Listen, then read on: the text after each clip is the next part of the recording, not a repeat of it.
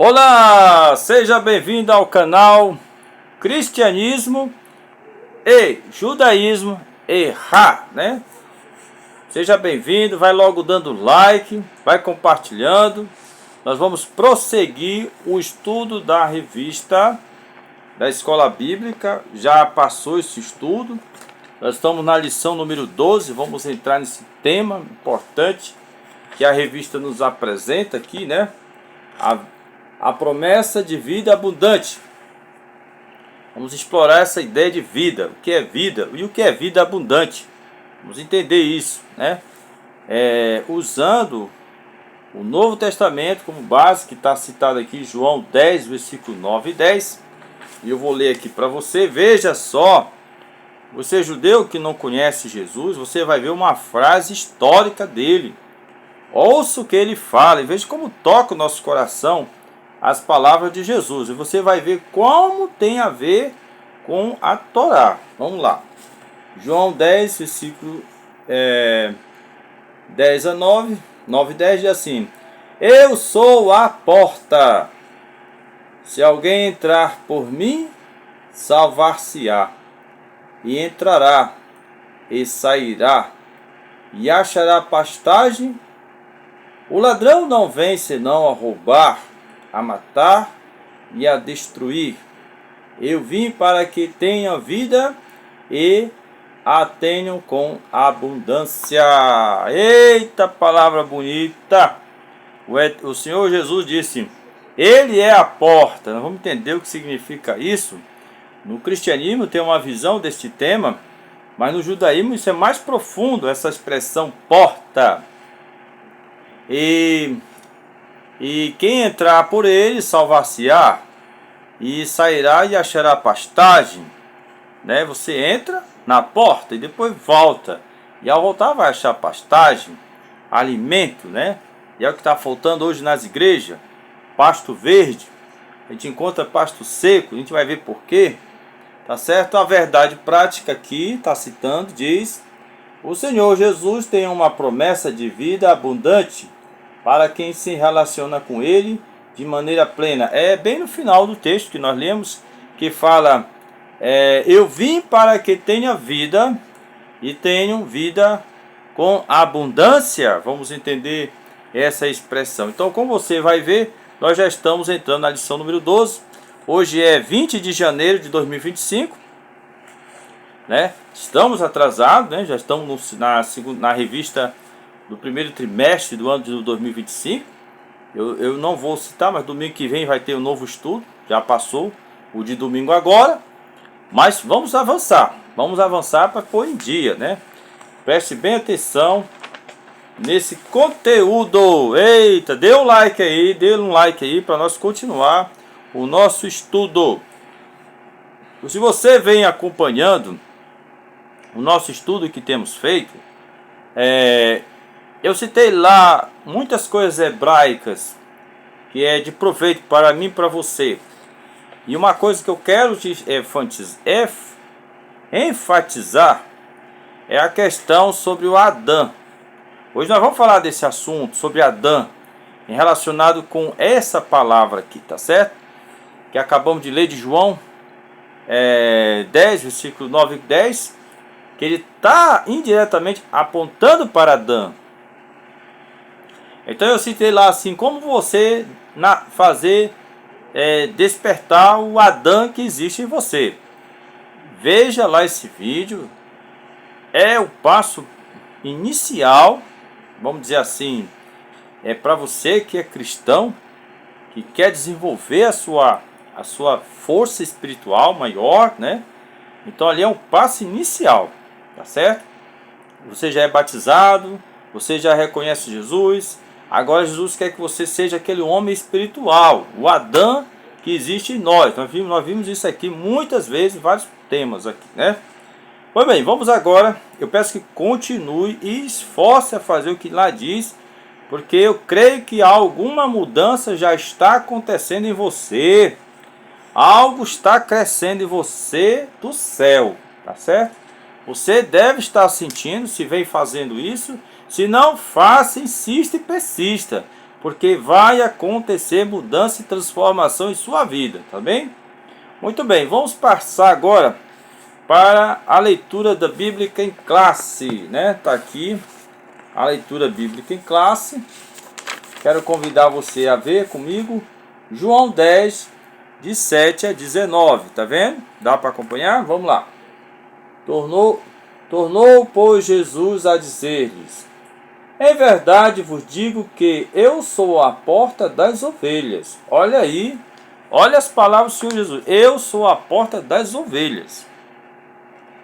Que ovelhas, irmão Jorge? Que ovelhas são essas? Todos quanto vierem antes de mim são ladrões e salteadores, mas as ovelhas não os ouviram. Eu sou a porta, se alguém entrar por mim, salvar-se-á, e entrará e sairá e achará pastagem. E ele diz aqui, eu sou a porta, né? Tem que entrar por ele. Tem que entrar pelo Senhor Jesus. Veja bem, judeu, cristão, que está vendo aqui a ênfase que está sendo dada aqui, viu? 10. O ladrão não vem senão, né? O ladrão não vem senão para roubar, matar e destruir. Eu vim para que tenham vida e a tenham com abundância. Eu sou o bom pastor dá a sua vida pelas ovelhas. Mas o mercenário que não é pastor, de quem não são as ovelhas, vê vir o lobo e deixa as ovelhas e foge. E o lobo as arrebata e dispersa, né? Ele está fazendo aqui uma boa ilustração para a gente avaliar qual a diferença de um bom pastor que ama as suas ovelhas e um pastor ladrão, né? Salteador, né? E que vem destruir a vida de pessoas usando o poder da palavra de Deus, né? Para devastar a alma das pessoas. Aí tem mais. Que 13. Ora, o mercenário foge porque é mercenário e não tem cuidado das ovelhas. Eu sou o bom pastor e conheço as minhas ovelhas, e das minhas sou conhecida. Assim como o Pai me conhece, a mim também eu conheço o Pai e dou a minha vida pelas ovelhas. Ainda tenho outras ovelhas que não são deste aprisco, também me convém agregar a estas, e elas ouvirão a minha voz, e haverá um rebanho e um pastor. Inclusive no meu canal eu uso esse texto aqui, João 10, 16. Você vai ver, né? E tem várias ovelhas, tem aquelas naquele momento, e tem outras que não estavam ainda incluídas. Mas ele convém ajuntar e uni-las, porque ele é um pastor e vai ser um só rebanho. Isso está no meu canal e tem a ver com esse tema. Cristianismo e judaísmo errar. Dois rebanhos diferentes, né? Vamos prosseguir a leitura. Por isso, o Pai me ama, porque dou a minha vida para tornar a tomá-la. Ninguém mais tira de mim, mas eu de mim mesmo dou. Tenho poder para a dar e poder para tornar a tomá-la. Esse mandamento recebi de meu Pai. Meu Deus, o negócio aqui é profundo, viu? Veja as palavras do Senhor Jesus, né? Por que o Pai o ama? Por quê? Porque ele ama as ovelhas. E ele diz assim, porque dou a minha vida para tornar a tomá-la, né? Veja só, ele dá a sua vida e depois para tornar a tomá-la. Que poder estranho é esse? Que alguém dá a vida e depois, como é que pode isso? Como é esse sobrenatural? Isso nós vamos aprender também. Ninguém tira de mim, mas eu de mim mesmo a dou. Quando é que o homem pode ter essa condição de ele mesmo dar a sua vida, né? A gente vai ver lá que teve um momento que o governador Pôncio Pilatos, está escrito na história do Evangelho de João, que que o governador Pôncio Pilatos quis salvá-lo, quis mostrar, olha, eu tenho poder e autoridade para matar e para dar vida. Aí o Senhor Jesus o repreendeu, disse, você não tem poder nenhum sobre mim, a menos que alguém tenha lhe dado. Então ele mostrou para Pilatos que havia alguém sim maior que havia lhe dado autoridade. Então nós temos que entender muita coisa aqui para a gente explorar. Vamos? Então venha, acompanhe comigo esse estudo, porque esse estudo é de fato dinâmico, né? Ele é marcante. Você vai entender o significado de ter vida e vida com abundância. Pois é, agora vamos passar para a introdução. A gente já leu o texto.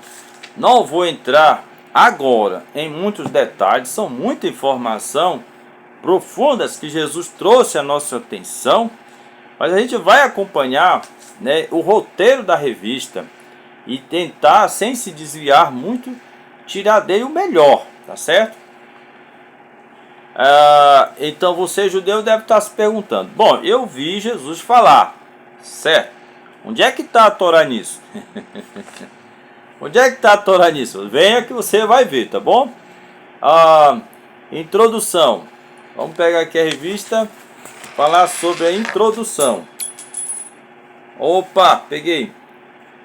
Nesta lição, estudaremos a promessa da vida abundante prometida pelo Senhor Jesus, conforme João 10.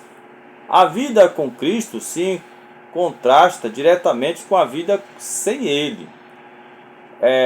Quando estamos em Cristo, tudo o que ansiamos e desejamos tem outros fundamentos. A vida abundante em Cristo presente lacunas que até então nem imaginávamos que poderiam ser preenchidas. Por isso a vida abundante é uma promessa que começa e termina em Jesus, pois só mediante um relacionamento pessoal com Ele é possível desfrutar dessa vida. A gente percebe aqui no comentário da revista que falta alguns nutrientes. Falta, mas mesmo assim, o ministério da Igreja Pentecostal, ela é dirigida sim pelo Senhor, pelo nosso Deus. Ele dirige o ministério, ele está cuidando da vida espiritual das pessoas. Não estou eu aqui para criticar o conteúdo do material, né? Mas eu dou graças ao Senhor que Ele tem me dado assim entendimento para falar coisas mais, coisas que podem nos ajudar a desenvolver mais a nossa fé, também. Por exemplo, a questão da vida abundante, né? Jesus, ele usa muito essa expressão. Eu vim para que... Cadê? Essa palavra bem inicial aqui. Eu vim e também... eu vim para que tenhas vida e tenho com abundância, né?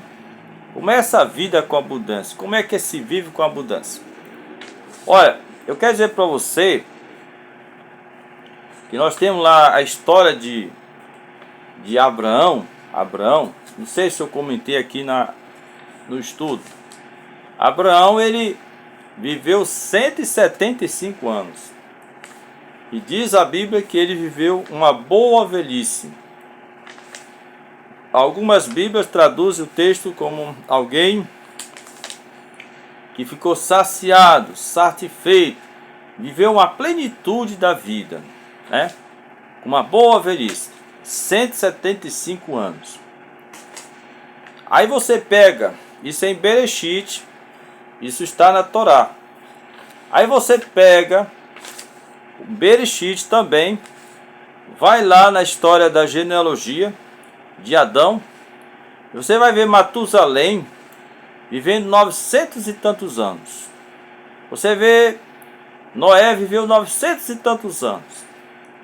Mas a Torá não diz que estes homens tiveram uma boa velhice, que foram saciados de dias. Não. A Bíblia não usa esse termo, que usa para Abraão. E Abraão, ele viveu aos 75 anos, foi quando ele foi chamado.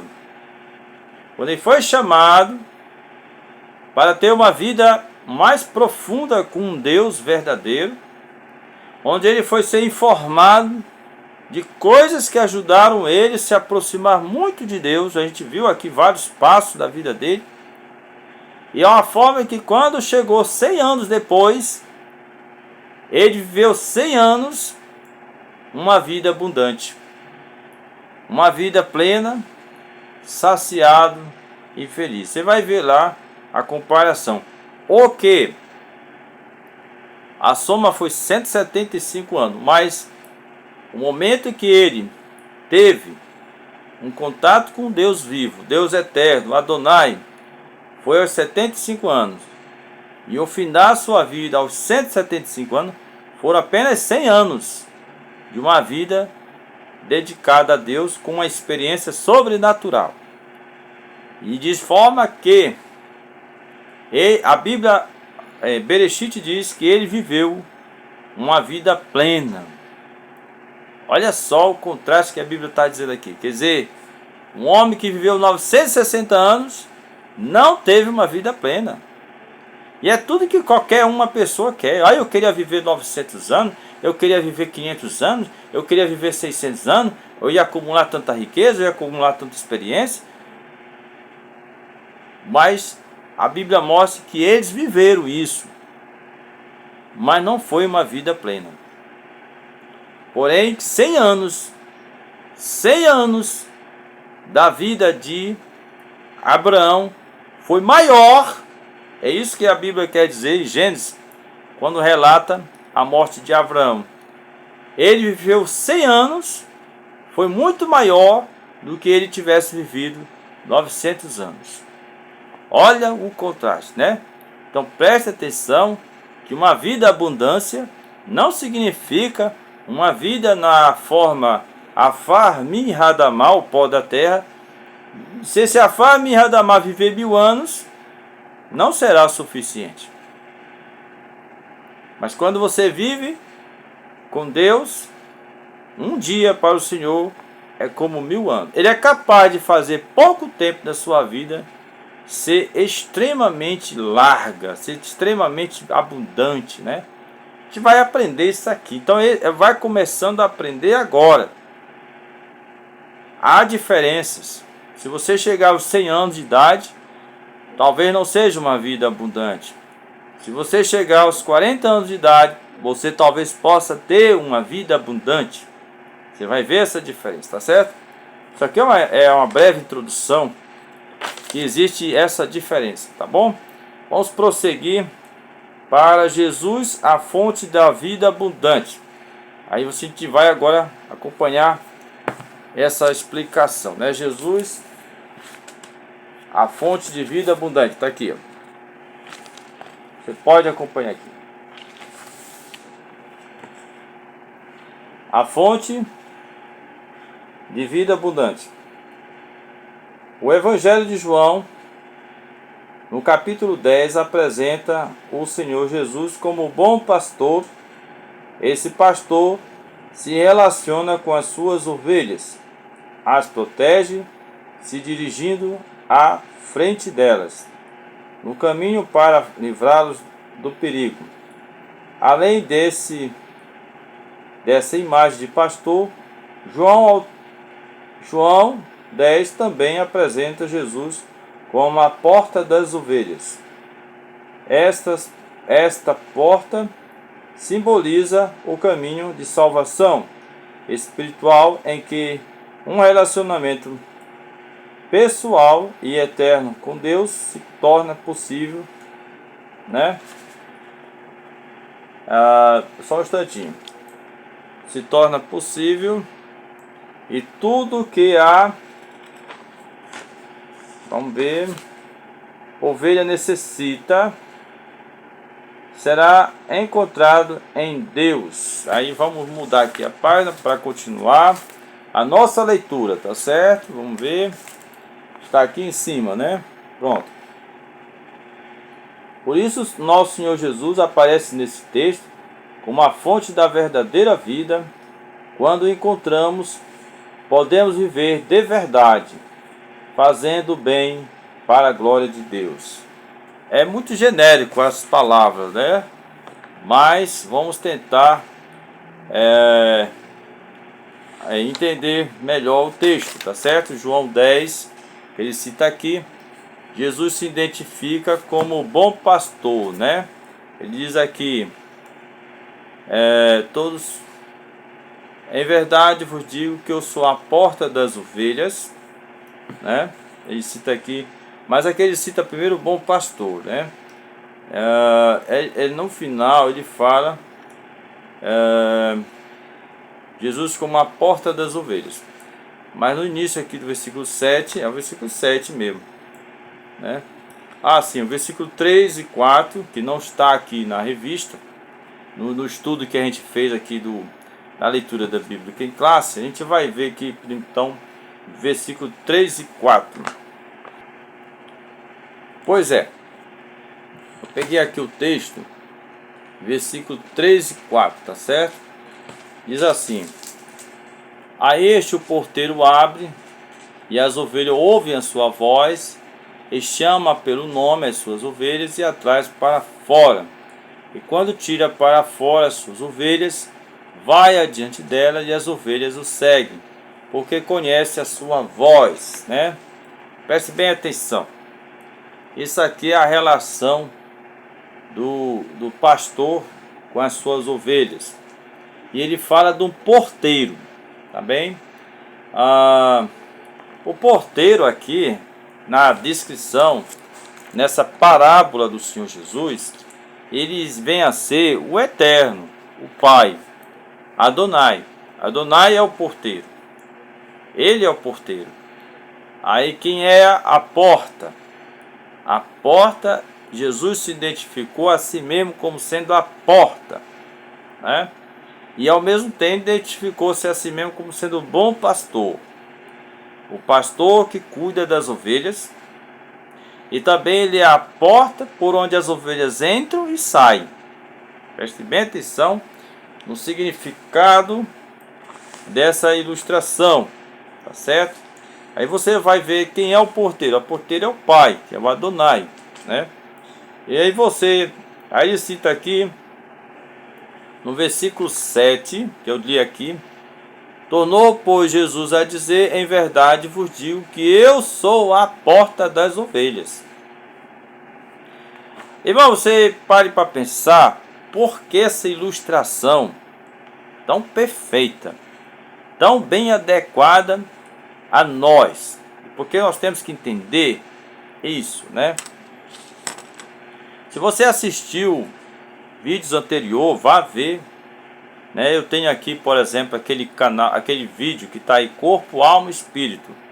Corpo, alma e espírito. Veja lá. Tem tudo a ver com o que a gente vai falar agora. O que está aqui. Como é que Deus nos formou? Como é que nós somos formados? E lá cita que primeiro o homem é formado no mundo espiritual. A formação do homem não começa na terra, né?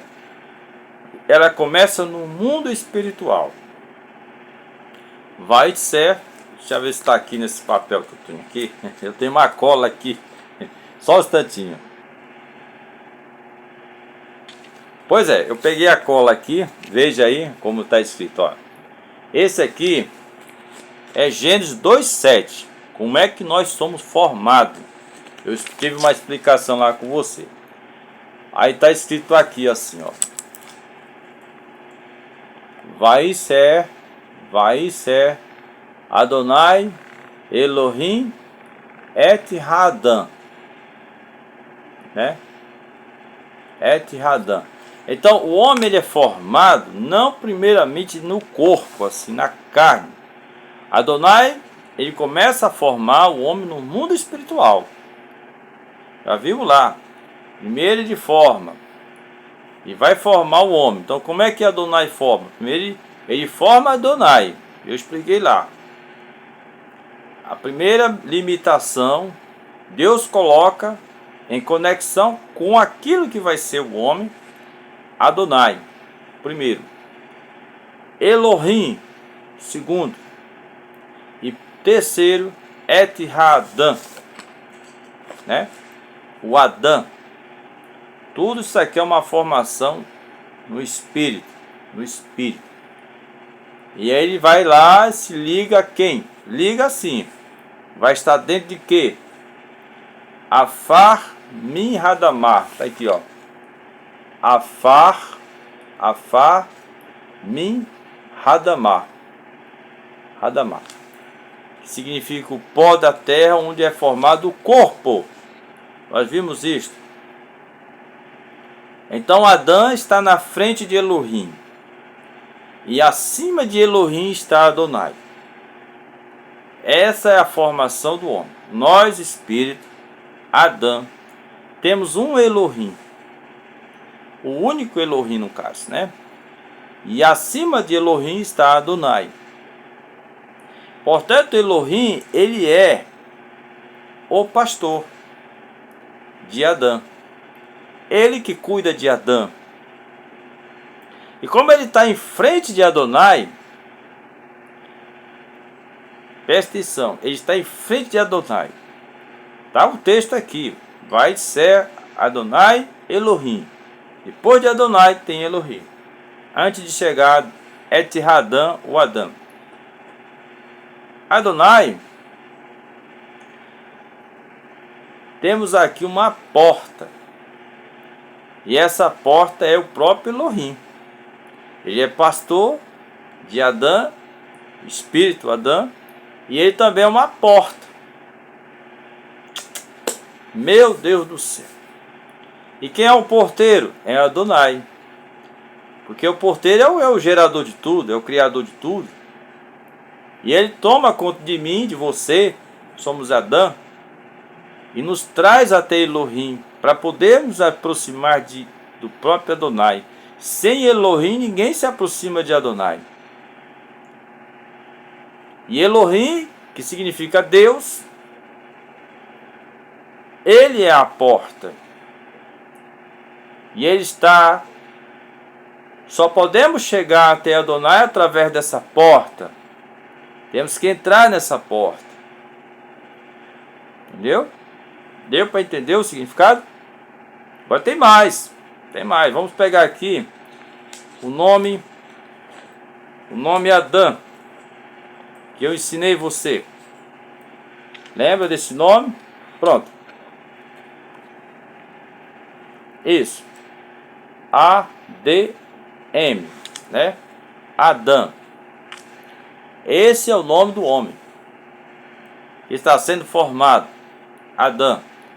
Olha o que tem no meio do nome Adão. A letra D. E o que é a letra D, irmão Jorge? No hebraico? Porta. Dalet é porta, significa porta. Há uma porta no meio do homem chamado Adão. No meio do espírito, Adão tem uma porta. Quem é essa porta? É Jesus. Dentro de você existe uma porta que te leva até Elohim. E Elohim é uma porta que nos leva até Adonai. Tem outra coisa que os cristãos não sabem, né? Não sabem que a letra Dalet também significa número 4.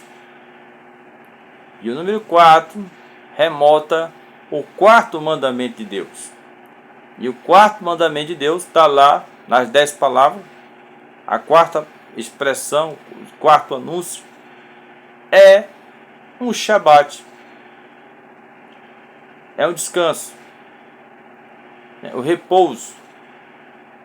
O repouso do Eterno. Quando você entra dentro do Senhor Jesus, que ele quer dizer isso, você vai entrar num Shabat, num descanso, num repouso, numa plenitude. Eita, meu Deus do céu! Para nós cristãos, quando a gente ouve Jesus falar assim, eu sou a porta, oh que metáfora, oh coisa linda, oh que maneira bonita de falar, oh poesia, mas não é não. Eu sou a porta, ele quer dizer assim, eu sou Dalat, né? Eu sou Dalat, né? E realmente, nos 10 enunciados, o quarto enunciado, preste atenção, ele é um desfecho final. Certo seria o quinto, né? Mas ele é um desfecho final para que você tenha uma boa intimidade com o seu Deus. Começando o primeiro enunciado. Se você compreender o primeiro enunciado, você estará em condições de subir para o segundo enunciado, o segundo degrau. Se você conseguir dominar o segundo enunciado, você vai conseguir passar para o terceiro degrau. Isso é o desenvolvimento espiritual que nós temos dentro de nós.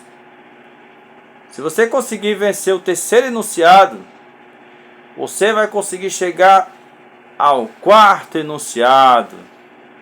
E esse quarto enunciado é um descanso, é a paz, é a plenitude. Vou dizer mais, é a vida com abundância, é forte. Não adianta você, do primeiro enunciado, pular para o quarto. Ah, eu vou guardar o sábado, eu vou pular para o quarto enunciado. Não é assim não.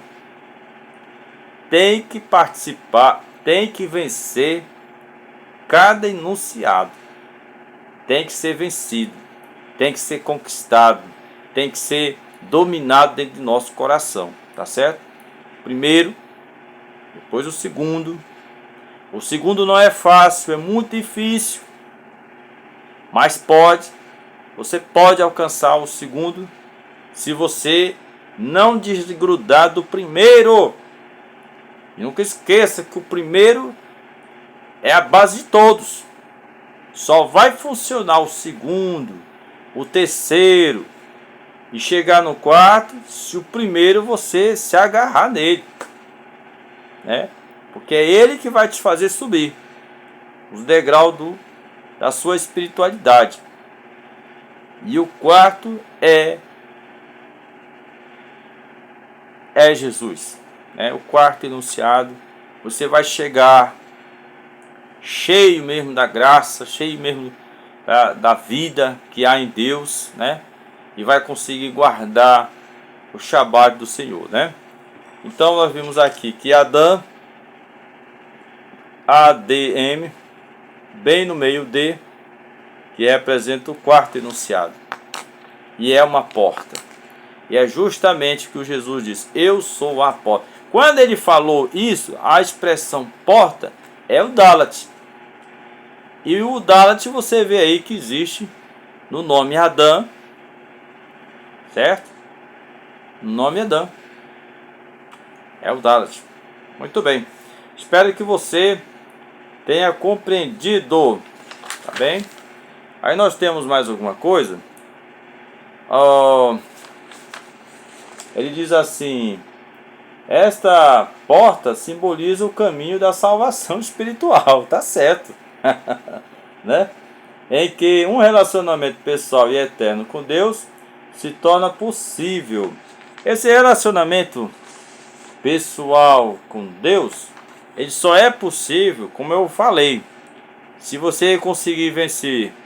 Eu digo vencer, dominar, conseguir absorver e viver o primeiro enunciado. Ele é o fundamental. É dele que você consegue pular para o segundo. Eu já expliquei tudo isso, né? É na sequência, não tem como pular do primeiro para o quarto. Se você pular o quarto e desconsiderar o segundo e o terceiro, você desconsiderou o primeiro. Então veja lá a explicação que eu dou aqui no nosso canal, os 10 enunciados, as 10 palavras. Tem aqui na minha playlist, procure aí os 10 enunciados, tá? É muito longo, profundo, mas tem que passar por isso, tá bom? Para chegar a ser um Adão, para o Adão se despertar dentro de você. Agora veja que Jesus vai falar algumas coisas sobre essa porta e tem a ver com esses degraus que a gente vai ter que caminhar, tá bem? Vamos passar para o terceiro parágrafo. Ainda temos 33 minutos, né? Vamos passar para o segundo parágrafo do segundo tópico, né? Pegar aqui a revista e vamos ler. Pois é, vamos lá. Diz assim: a fonte de vida abundante. Nos versículos 8 e 10 de João 10, Nosso Senhor faz um contraste entre ele, que é a porta, e os outros que vieram antes dele, identificados como ladrões e salteadores.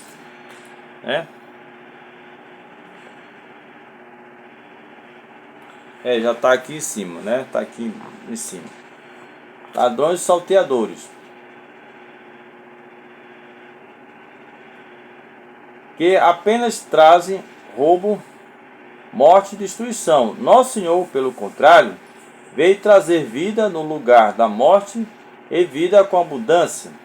Aqui podemos fazer um contraste entre o agir de Deus e a ação de Satanás e seus demônios. O diabo, nosso adversário, busca destruir a nossa vida.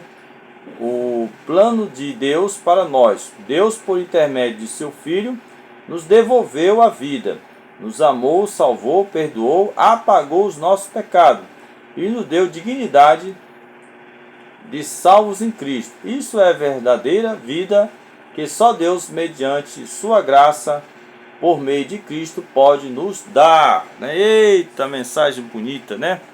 Isso aqui é muito forte, essa mensagem, muitos pontos aqui importantes para a gente considerar.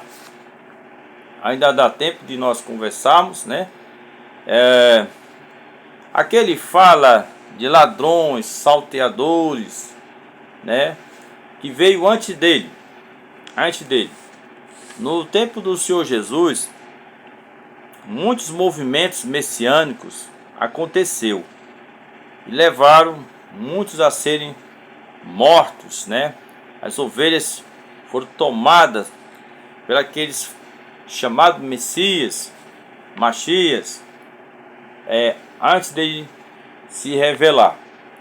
E naquele tempo, esses Machias procuravam libertar Israel da mão dos romanos, né? E eles foram cativando muitos a seguir, a tomar espada e a dizer: nós vamos vencer. E era gente assim da família de Davi, gente mesmo que tinha propensialidade de ser o chamado Messias ou Machias, como fala em judeu, né? E eles vieram e roubaram a vida dessas pessoas, roubaram seus corações, tomaram para si com promessas de vamos vencer, vamos pegar a espada, vamos lutar, vamos libertar da influência de Roma, vamos voltar a ser aquele reino de Judá, aquele reino de Davi, na sua imponência, como o reino de Salomão. Então tudo isso cultivou no coração dele assim: temos que fazer alguma coisa. Não é diferente hoje. Hoje a gente vê assim um movimento sionista, né, que quer de alguma forma forçar o aparecimento do Messias humano. E para isso nós precisamos lutar, nos libertar da influência que o mundo tem, né? Vimos aí um governo que rejeitou instituições nacionais, internacionais, que pediam a paz, mas não ouviu, que outros movimentos que pediram pare de fazer essas práticas terríveis que está acontecendo na sua região. E eles não escutaram. Queriam mesmo e queriam pressionar, né, aquela gente a sair, empurrando eles para fora, tornando a vida deles miseráveis, faltando água, remédio, comida, dormindo ao relento, debaixo de frio, chuva e bombas e mísseis explodindo lá no meio de pessoas de acampamento, pessoas de inocentes. Eu falo inocentes, pessoas desprotegidas. Não havia ninguém que os protegesse, né? Então, quer dizer, por um lado nós vimos um regime que queria de todas as formas tomar aquela terra na marra, querem tomar ainda na marra, né? E instituir o grande, a grande promessa que tem na Bíblia com respeito a este povo, né? Que nós dizemos que é escolhido, né? Então é a base de bala. E em cima disso morreram inocentes demais. Muitos morreram emboscadas. Teve mortes terríveis, né? E o povo vive ali pressionado, mísseis vindo de vários lugares, pessoas não dormindo de madrugada. Quer dizer, uma falta de vida, de paz, né? As pessoas não estão tendo vida com abundância ali, mas estão tendo uma vida sofredora, né? Mas eles acham que esse mal é necessário, acham que estão certos, acham que estão sendo guiados por Deus, né? Então Jesus disse que antes de mim veio o que? Salteadores, ladrões, assassinos, mercenários, né? Que, não sei se você prestou atenção às palavras de Jesus, que eles, em vez de entrar pela porta, eles pulam a cerca para ir captar as ovelhas de Deus, que eu, você, você judeu, você estrangeiro, somos ovelhas. E nós temos um pastor. Mas quem quer ser nosso pastor não quer entrar pela porta. E o que é a porta? É Jesus. Ele se diz assim: eu sou Jesus. Eu sou Jesus. Ele diz lá, né? Não é eu não. Jesus fala assim: eu sou a porta. É isso que ele quer dizer. Agora você vê que porta é esta. E que pastor é esse? Ele disse: o Pai me ama porque eu dou a minha vida pelas ovelhas. Então a primeira coisa que o pastor verdadeiro, o verdadeiro Messias, deve fazer é dar a sua vida pelas ovelhas. E não querer que as ovelhas dêem sua vida por elas sem ele dar, né? Jesus, ele deu a sua vida pelas ovelhas. Mas está morto? Não, não está morto não. Porque a gente já aprendeu também aqui que quem morre é Afar Mi Hadamah, o pó da terra. Esse morre. Mas Et Hadam, Elohim Adonai não morre. E é justamente o homem espiritual. O homem espiritual não morre, morre somente Afar Mi Hadamah, né? Então Jesus tinha conhecimento disso, tinha conhecimento desses detalhes. Por isso ele deu a vida do seu Afar Mi Hadamah, para depois tomá-la de volta. Que é justamente o que Adonai fez, ressuscitou. Ele deu a ele uma vida nova. Essa ação só faz quem tem conhecimento de Deus. Isso só faz quem conhece a Deus profundamente. O caso de Jesus é muito semelhante a Abraão. Quando Deus pediu o sacrifício do seu filho, vamos à verdade. Qual pai que vai oferecer seu filho como sacrifício? Muitos fariam isso por loucura. Se você disser para um pai: mate seu filho por amor a Deus, ele mata. Tem gente que bota a bomba aqui no corpo e se explode, né? Deus livre, mas tem, né? Exatamente. Então, se você tem muitas pessoas que fazem essa loucura, pega e mata seu filho, mata mesmo. É uma loucura, vamos dizer assim. No caso de Abraão, quando Deus fala com ele, por que não é loucura? Porque está sendo narrado a vida íntima de Abraão com Deus, o nascimento milagroso, quando Deus avisou, quando chegou aqueles anjos, vai nascer seu filho, tudo era real. Nada ali era uma fábula da sua cabeça, nada ali era uma fantasia da sua mente.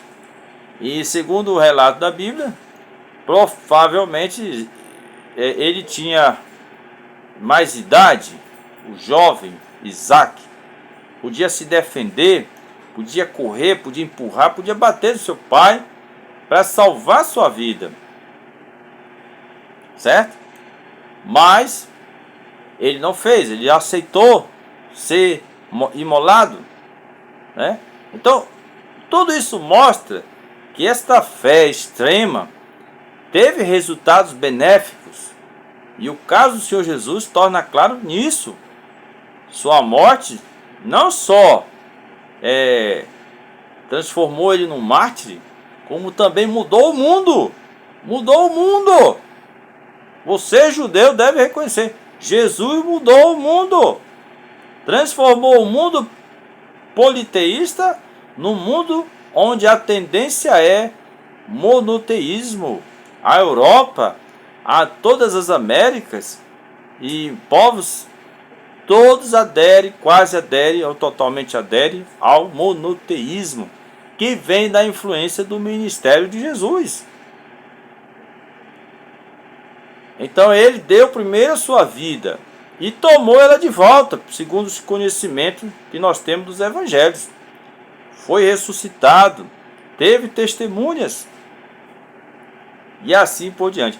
Então o que nós esperamos agora é que este verdadeiro Messias ressuscitado tem agora condições de tomar as suas ovelhas. E quem vai dar as suas ovelhas a ele? O próprio Adonai. O próprio Adonai fará isso. Tá certo? Meus amados, já estamos com 46 minutos e nós temos aqui o segundo estudo, né?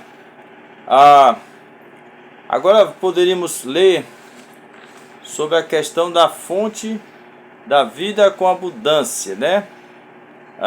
Vamos ver a fonte de amor para nós encerrarmos esse tópico, né? Diz assim, vamos pegar aqui a fonte de amor. Tá longo esses vídeos, mas é o jeito, né, irmão? Vamos ler.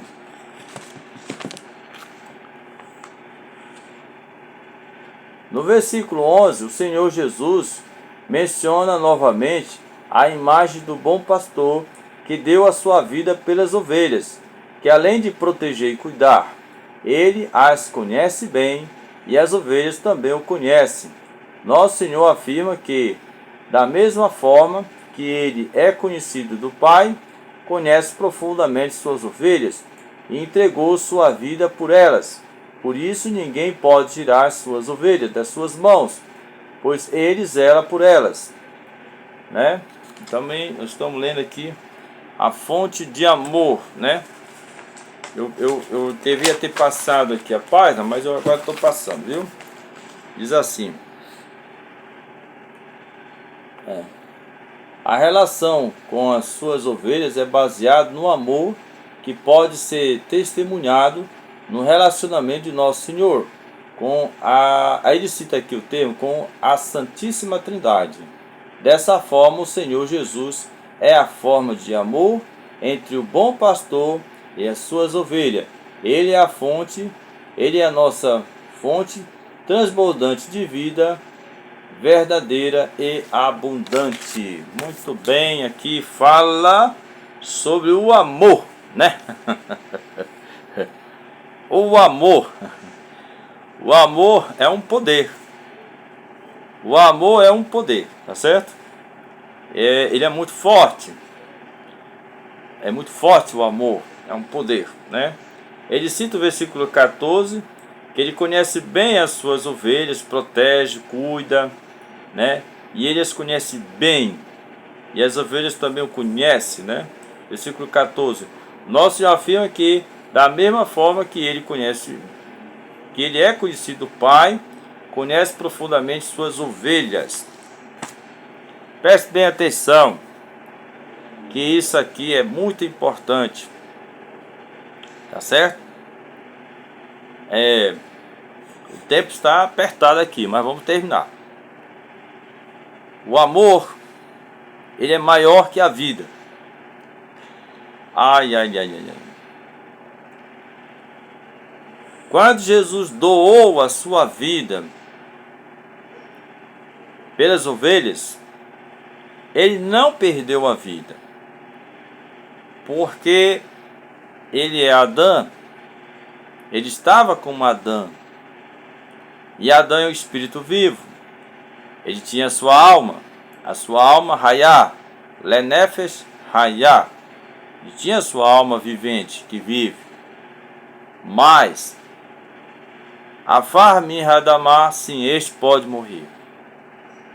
Preste bem atenção.